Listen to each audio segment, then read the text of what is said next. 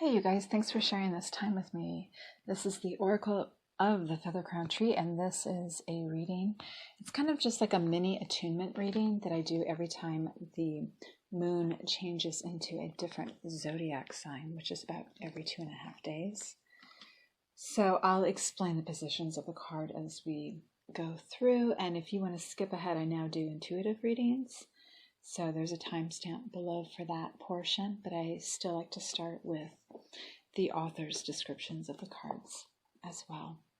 It helps me learn the decks, and it also helps my mind get into a certain brain wave frequency to become a little bit more intuitive. So this first card, it's in the top center. It's from the Moon Oracle, and this is really about our self that relates to the qualities of the moon, our internal environment, our emotional self, the self that we kind of keep hidden and personal, that's different from what we may display as ego. So during this phase, while the sun is still in Cancer at the very last end of this, the moon will be in Leo now. So disseminating moon waning in air. When the moon reaches this phase in its cycle, the greatest glory has gone before, and this is the time for receiving the fruits of your labors. You have proved yourself to the world and can now relax in the knowledge that your reputation is established. So the cards on the bottom row really are there to provide a little therapy to the top row. And the one below this one is from the mudras deck. And we have Aditi Mudra, which is a mudra of order, stating dare to experiment. Dedicated to the goddess of all the worlds. This mudra has a settling, ordering effect on all levels. A large part of life consists of reviewing and readjusting our thoughts, feelings, and attitudes according to our circumstances and our resources at any given time. This can be enjoyable, for if the result of a reshuffle doesn't satisfy us, well, we can always try something new. Picture yourself as a gardener. Your vegetable patch contains all your useful obligations. The herb garden represents everything which gives your life that little extra. The medicinal plants are there to help in times of need, while the flower beds are simply there for their own sake. Take good care of your garden. Don't let things get unmanageable, for yours is the guiding hand that makes the garden what it is. My life is characterized by its inner structure. Now we're going to move over to the left, and we're going to take a card from the Sacred Sites. This is really about our relationship to the earth. And we have Petra, which is located in Jordan. The energy focus of this card is exploration. The facade of the treasury at Petra is spectacular, but what lies behind it? Just as mystery surrounds the purpose of this site, so you have been blocked from discovering the whole truth about an important aspect of your life. Is there something you disguise about yourself for fear of letting the world know your truth? Maybe you are insecure, but pretend to be the life and soul of the party?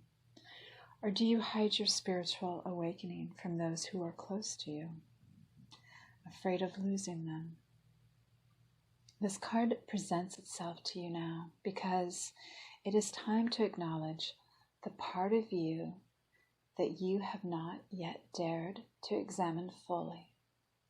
Whatever your hidden ambition, take a step toward fulfilling it. If you have always seen yourself as a healer, for example, try attending a workshop or joining a like-minded group of intuitives, or simply start by treating yourself to a holistic therapy.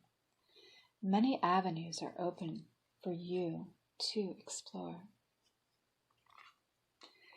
And as a little therapy for that message, we have letting go.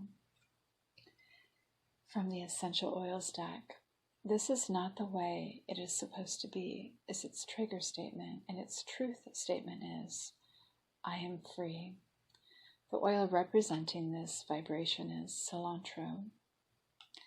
Lift up your burdens and allow the divine to free you from them. Allow yourself to be cleansed of anything that is weighing you down.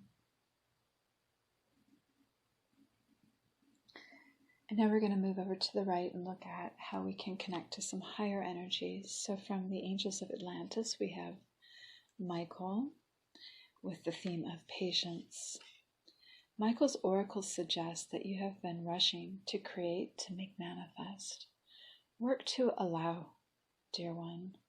Then you will truly see patience as an active force in the time distance between visualization and manifestation.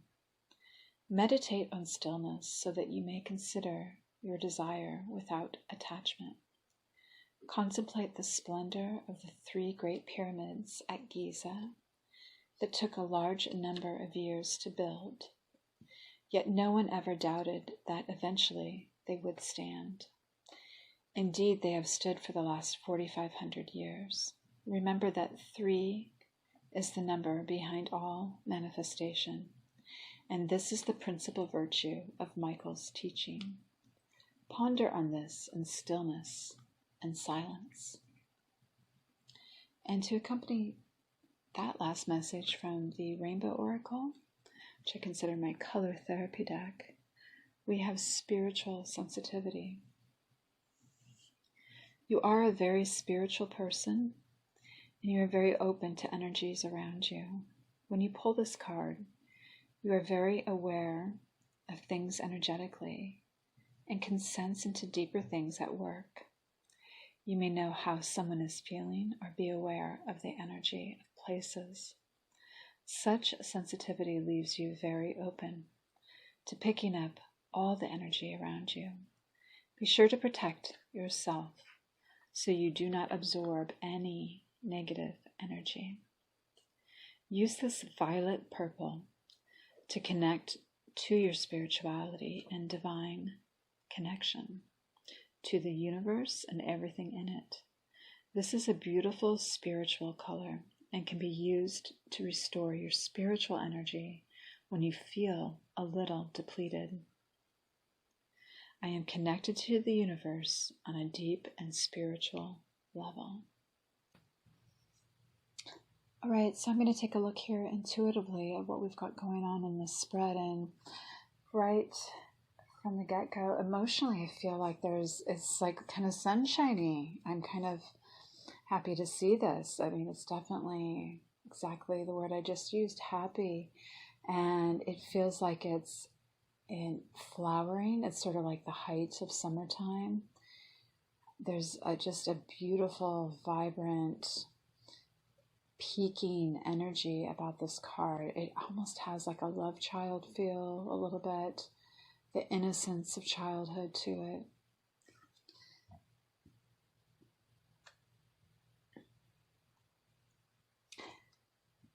I am getting, though, that maybe below the surface there is something that wants to grow, and it's starting to emerge. It's starting to kind of creep through.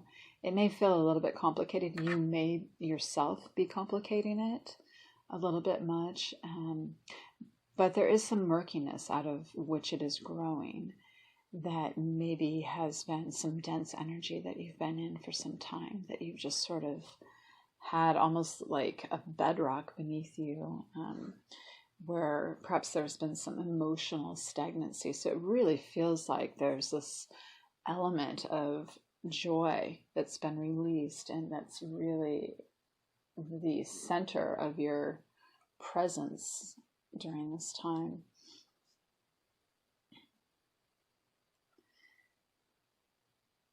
It seems like you're really wanting to come from a position of power, of credibility, of nobility, of strength, of maybe even a little bit of pride, I'm seeing.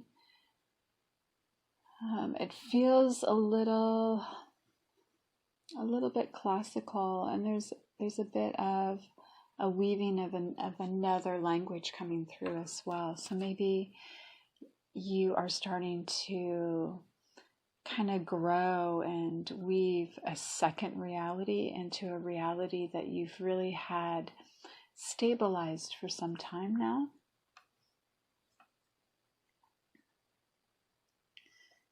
And maybe to do that, there's an energy of needing to release something to make space for something a little bit more to come in, to manifest in your physical realm, that you've got to clear out either a physical energy or, something physical or an energy itself. You are really, really connecting to something much higher. There's an element of trying to reach like the pinnacle of something, and you may be joined by others that are also achieving this and standing together in a certain like mastery and a certain way of knowing how to communicate with your reality for your greatest good, to seek your highest potential through this type of communication. But yes, there's definitely a quality of not remaining mediocre, of achieving something far beyond just your mundane world through your ability to stay connected to something beyond yourself as well. You may want to spend some time just meditating, making sure that you have time just to nurture your vision, like your inner vision, and things that help you nurture your inner vision, like what you can connect to, what you have around you for support, very strong, enlightened support of an equal standing. So that's beautiful. Okay, so I'm going to end the reading. And please join me. I do a masculine and feminine reading every week. I do one for the different elements weekly as well, and then I do a daily chakra attunement for a different chakra each day. So have fun with those if you want to check them out, and hope that you'll join me again. Take care.